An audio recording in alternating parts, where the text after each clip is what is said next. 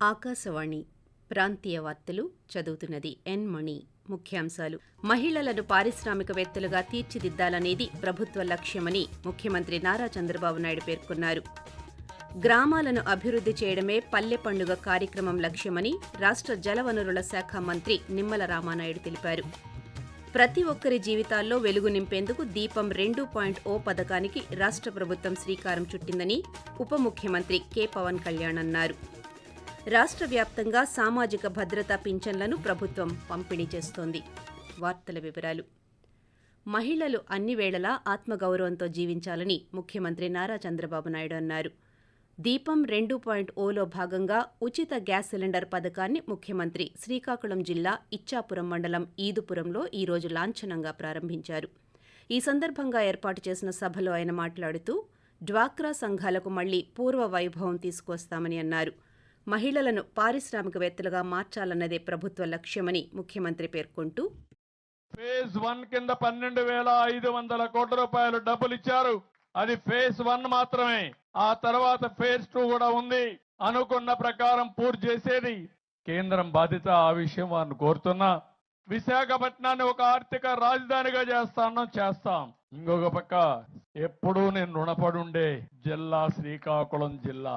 ఇచ్చాపురాన్ని అన్ని విధాల అభివృద్ధి చేయాల్సిన బాధ్యత ఆయనకు కూడా చెప్పానని చెప్పి కూడా మీకు తెలియజేస్తున్నా. ఏ పనులు చేయగలుగుతామో చాలా స్పష్టంగా చెప్పి అది చేసే వరకు నిద్రపోకుండా చేసే వ్యక్తులం మేమని చెప్పి కూడా మీకు తెలియజేస్తున్నా. ఆంధ్ర రాష్ట్ర అవతరణ దినోత్సవాన్ని రాష్ట్ర వ్యాప్తంగా ఘనంగా జరుపుకున్నారు. ఆంధ్ర రాష్ట్ర అవతరణ దినోత్సవం సందర్భంగా పార్వతీపురం మన్యం జిల్లా కలెక్టర్ ఏ శ్యాం ప్రసాద్ జిల్లా కలెక్టర్ కార్యాలయంలో పొట్టి శ్రీరాములు చిత్రపటానికి పూలమాలలు వేసి నివాళి అర్పించారు. ఆంధ్ర రాష్ట్ర అవతరణ దినం తెలుగువారి ఆత్మగౌరవానికి ప్రతీకని, తెలుగు రాష్ట్రం కోసం ప్రాణాలను అర్పించిన అమరజీవి పొట్టి శ్రీరాముల త్యాగం గొప్పదని, ఆయనను ప్రతి ఆంధ్రుడు గుర్తుపెట్టుకోవాలని అన్నారు. తిరుపతిలో స్థానిక రుయా ప్రభుత్వ ఆసుపత్రి ఎదురుగా ఉన్న పొట్టి శ్రీరాములు విగ్రహానికి పలువురు ప్రజా సంఘాల నేతలు పూలమాలలు వేసి ఘన నివాళి అర్పించారు. శ్రీకాకుళంలో పొట్టి శ్రీరాములు పవిత్ర స్మృతి పరిరక్షణ సమితి ఆధ్వర్యంలో అమరజీవి పొట్టి శ్రీరాములకు నివాళి అర్పించారు. ప్రతి ఒక్కరి జీవితాల్లో వెలుగు తీసుకురావాలనే ఉద్దేశంతో దీపం 2.0 పథకానికి రాష్ట్ర ప్రభుత్వం శ్రీకారం చుట్టిందని రాష్ట్ర ఉప ముఖ్యమంత్రి కె పవన్ కళ్యాణ్ అన్నారు. ఏలూరు జిల్లా జగన్నాథపురంలో ఉచిత గ్యాస్ సిలిండర్ పథకాన్ని ఆయన ప్రారంభించారు. ఈ సందర్భంగా ఆయన మాట్లాడుతూ గత ప్రభుత్వం కంటే సంక్షేమ పథకాల అమలు ప్రస్తుత ప్రభుత్వంలో సక్రమంగా జరుగుతోందన్నారు. కూటమి ప్రభుత్వం బాధ్యత గల ప్రభుత్వమని, మహిళల భద్రత విషయంలో రాజీ పడబోమని ఉప ముఖ్యమంత్రి స్పష్టం చేశారు. ఏలూరులో బాణాసంచా తీసుకెళ్తూ ఉండగా పేలుడు సంభవించి మృతి చెందిన సుధాకర్ కుటుంబ సభ్యులను సమాచార పౌర సంబంధాల శాఖ మంత్రి కొలుసు పార్థసారథి ఈరోజు పరామర్శించారు. అనంతరం మంత్రి పాత్రికేయులతో మాట్లాడుతూ దీపావళి పండుగ రోజున ఇటువంటి ప్రమాదం జరగడం బాధాకరమన్నారు. బాధిత కుటుంబాన్ని ప్రభుత్వం అన్ని విధాలుగా ఆదుకుంటుందని తెలిపారు. పార్టీ తరఫున ₹1,00,000, మున్సిపల్ కార్పొరేషన్ నుంచి ₹2,00,000 పరిహారాన్ని, అలాగే మృతుడి భార్యకు అవుట్ సోర్సింగ్ ఉద్యోగం కల్పిస్తామని హామీ ఇచ్చారు. ఈ ప్రమాదంలో గాయపడిన వారికి ₹20,000 ఆర్థిక సాయం అందిస్తామని తెలిపారు. ఇలాంటి దుర్ఘటనలు జరగకుండా ప్రజలకు అవగాహన కల్పిస్తూ పటిష్టమైన చర్యలు తీసుకోవాలని సంబంధిత శాఖల అధికారులను మంత్రి ఆదేశించారు. వచ్చే సంక్రాంతి నాటికి ₹4,500 కోట్లతో పల్లె పండుగ కార్యక్రమంలో ప్రతి గ్రామంలో పెద్ద ఎత్తున అభివృద్ధి పనులు పూర్తి చేయడమే ఎన్డీఏ ప్రభుత్వ లక్ష్యమని రాష్ట్ర జలవనరుల శాఖ మంత్రి నిమ్మల రామానాయుడు పేర్కొన్నారు. పశ్చిమ గోదావరి జిల్లా పాలకొల్లు నియోజకవర్గం కాపవరం, వాలమర్రు, అరటకట్ల గ్రామాల్లో పల్లె పండుగలో భాగంగా ₹2 కోట్ల విలువైన సీసీ రోడ్లు, డ్రైనేజ్, మంచినీటి పైపులైన్ల నిర్మాణ అభివృద్ధి పనులకు మంత్రి శంకుస్థాపన చేశారు. ఆకాశవాణి ప్రాంతీయ వార్తలు వింటున్నారు. రాష్ట్ర వ్యాప్తంగా సామాజిక భద్రతా పింఛన్లను రాష్ట్ర ప్రభుత్వం పంపిణీ చేస్తోంది. దీనిలో భాగంగా పార్వతీపురం మన్యం జిల్లా, విజయనగరం, అనంతపురం, శ్రీ పొట్టి శ్రీరాములు నెల్లూరు, చిత్తూరు, పార్వతీపురం మన్యం, కృష్ణా, ప్రకాశం, నంద్యాల జిల్లాల్లో ప్రజాప్రతినిధులు, ఆయా జిల్లాల కలెక్టర్లు, అధికారులు లబ్ధిదారులకు పింఛన్ల నగదును పంపిణీ చేశారు. పార్వతీపురం మన్యం జిల్లా సాలూరులో రాష్ట్ర మహిళా శిశు సంక్షేమ శాఖ మంత్రి గుమ్మడి సంధ్యారాణి, విజయనగరంలో రాష్ట్ర సూక్ష్మ, చిన్న, మధ్యతరహా పరిశ్రమల శాఖ మంత్రి కొండపల్లి శ్రీనివాస్, ప్రకాశం జిల్లాలోని కారుమంచి గ్రామంలో రాష్ట్ర సాంఘిక సంక్షేమ శాఖ మంత్రి డోలా శ్రీబాల వీరాంజనేయ స్వామి, చిత్తూరులో రాష్ట్ర రోడ్లు రవాణా శాఖ మంత్రి మండిపల్లి రాంప్రసాద్, నెల్లూరులో రాష్ట్ర పురపాలక శాఖ మంత్రి పి. నారాయణ, కృష్ణా జిల్లా మచిలీపట్నంలో రాష్ట్ర ఎక్సైజ్ శాఖ మంత్రి కొల్లు రవీంద్ర లబ్ధిదారులకు పింఛన్లు అందజేశారు. అలాగే నంద్యాల జిల్లా కలుగోట్ల గ్రామంలో రాష్ట్ర రోడ్డు రవాణా శాఖ మంత్రి జనార్దన్ రెడ్డి పింఛన్లను అందజేశారు. ఈ సందర్భంగా ఎన్నికలలో ఇచ్చిన ప్రతి హామీని ప్రభుత్వం నెరవేరుస్తుందని పేర్కొంటూ, ప్రతిరోజు ప్రతి నెల 1వ తారీఖున ఆర్థిక ఇబ్బందులు ఎన్ని ఉన్నప్పటికీ సంక్షేమ కార్యక్రమాలు అభివృద్ధి రెండు సమానంగా చేయాలనేటువంటి ఉద్దేశం కూటమి ప్రభుత్వము ప్రజల వద్దకే పరిపాలన అనే ఉద్దేశంలో భాగంగా ప్రతి నెల మంత్రులము, ఎమ్మెల్యేలము, స్థానిక ప్రజాప్రతినిధులందరం కూడా ప్రతి ఇంటికి వెళ్లి వారి యోగక్షేమాలు తెలుసుకుని ప్రత్యేకంగా మేమే ఇవ్వటం జరుగుతా ఉంది. ఈ ప్రభుత్వం వచ్చిన తర్వాత ఏదైతే మాట ఇచ్చామో సూపర్ 6 పథకాలలో అయినటువంటి పథకాలన్నింటినీ కూడా ఒక్కొక్కటిగా మొదలు పెట్టడం జరుగుతూ ఉంది.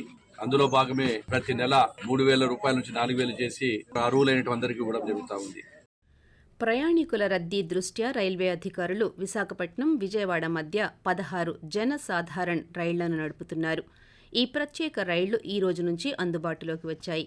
విశాఖపట్నం విజయవాడ ఎక్స్ప్రెస్ రైలు నవంబర్ 1, 3, 4, 6, 8, 10, 11, 13వ తేదీల్లో విశాఖలో ఉదయం 10 గంటలకు బయలుదేరి సాయంత్రం 4 గంటలకు విజయవాడ చేరుకోనుంది. అలాగే విజయవాడ విశాఖ ప్రత్యేక రైలు విజయవాడలో సాయంత్రం 6 గంటల 30 నిమిషాలకు బయలుదేరి రాత్రి 12 గంటల 35 నిమిషాలకు విశాఖ చేరుకోనుంది. ఈ రైళ్లు దువ్వాడ, అనకాపల్లి, యలమంచిలి, తుని, అన్నవరం, సామర్లకోట, రాజమండ్రి, నిడదవోలు, తాడేపల్లిగూడెం, ఏలూరు, గన్నవరం స్టేషన్ల మీదుగా రాకపోకలు కొనసాగించనున్నాయి. గోదావరి హారతిని విజయవంతం అయ్యే విధంగా అధికారులు కృషి చేయాలని కొవ్వూరు ఆర్డీఓ రాణి సుస్మిత అన్నారు. కొవ్వూరు ఆర్డీఓ కార్యాలయంలో ఈ నెల 4వ తేదీన జరగనున్న గోదావరి హారతి ఆహ్వాన పత్రికలను కొవ్వూరు శాసనసభ్యులు ముప్పిడి వెంకటేశ్వరరావుతో ఆర్డీఓ కలిసి ప్రారంభించారు. ఈ సందర్భంగా ఆమె మాట్లాడుతూ, అధికారుల సమన్వయంతో శాఖల వారీగా కేటాయించిన ఏర్పాట్లు పటిష్టవంతంగా నిర్వహించేలా చర్యలు తీసుకుంటున్నామని అన్నారు. హారతికి వచ్చే భక్తులకు ఎటువంటి అసౌకర్యం కలగకుండా చూడాలని అధికారులను ఆదేశించారు. పురపాలక సంఘం అధికారులు త్రాగునీరు, శానిటేషన్ పక్కాగా నిర్వహించాలని సూచించారు. నైరుతి బంగాళాఖాతం, దాన్ని ఆనుకుని ఉన్న దక్షిణాంధ్రప్రదేశ్ తీరంలో ఏర్పడిన ఉపరితల ఆవర్తనం బలహీనపడిందని, ఇది సముద్ర మట్టానికి 3.1 కిలోమీటర్ల నుండి 5.8 కిలోమీటర్ల మధ్య విస్తరించి కొనసాగుతోందని అమరావతిలోని భారత వాతావరణ కేంద్రం వెల్లడించింది. దీని ప్రభావంతో ఆంధ్రప్రదేశ్లోని ఉత్తర, దక్షిణ కోస్తా, రాయలసీమ జిల్లాల్లో ఈరోజు, రేపు 1-2 చోట్ల తేలికపాటి నుంచి ఓ మోస్తరు వర్షాలు కురిసే అవకాశం ఉందని తెలిపింది. అలాగే రాయలసీమ జిల్లాల్లో 1-2 చోట్ల ఉరుములతో కూడిన జల్లులు పడే అవకాశం ఉందని తెలియజేసింది.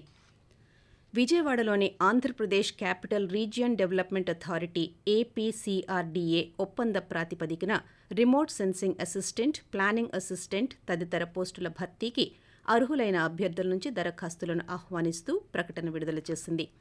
అర్హులైన అభ్యర్థులు ఈ నెల 13వ తేదీలాగా ఆన్లైన్లో దరఖాస్తు చేసుకోవాలని తెలిపింది. ఎలాంటి రాత పరీక్ష ఉండని ఈ పోస్టుల భర్తీకి విద్యార్హతలు, ఇంటర్వ్యూ ఆధారంగా ఎంపిక చేస్తారు. ఎంపికైన వారు విజయవాడ, అమరావతిలో పనిచేయవలసి ఉంటుంది. ఇతర వివరాలు అధికారిక ప్రకటనను చూడొచ్చు. ఈ నెల 13వ తేదీన కైసిక ద్వాదశి పర్వదినాన్ని పురస్కరించుకుని శ్రీవారి ఆలయంలో సాలకట్ల కైసిక ద్వాదశి ఆస్థానాన్ని ఘనంగా నిర్వహించనున్నామని తిరుమల తిరుపతి దేవస్థానం ఈరోజు ఒక ప్రకటనలో తెలిపింది. కైసిక ద్వాదశి రోజు వెంకట తురైవార్, స్నపన బేరంగా పిలిచే ఉగ్ర శ్రీనివాసమూర్తిని శ్రీదేవి భూదేవి సమేతంగా కైసిక ద్వాదశి రోజు మాత్రమే సూర్యోదయానికి ముందు మాడవీధులలో ఊరేగించనున్నట్టు టీటీడీ ఈ ప్రకటనలో తెలిపింది. వార్తను ముగించే ముందు ముఖ్యాంశాలు మరోసారి. మహిళలను పారిశ్రామికవేత్తలుగా తీర్చిదిద్దాలనేది ప్రభుత్వ లక్ష్యమని ముఖ్యమంత్రి నారా చంద్రబాబు నాయుడు పేర్కొన్నారు. గ్రామాలను అభివృద్ధి చేయడమే పల్లె పండుగ కార్యక్రమం లక్ష్యమని రాష్ట్ర జలవనరుల శాఖ మంత్రి నిమ్మల రామానాయుడు తెలిపారు. ప్రతి ఒక్కరి జీవితాల్లో వెలుగు నింపేందుకు దీపం 2.0 పథకానికి రాష్ట్ర ప్రభుత్వం శ్రీకారం చుట్టిందని ఉప ముఖ్యమంత్రి కె. పవన్ కళ్యాణ్ అన్నారు. ఆకాశవాణి ప్రాంతీయ వార్తలు ఇంతటితో సమాప్తం.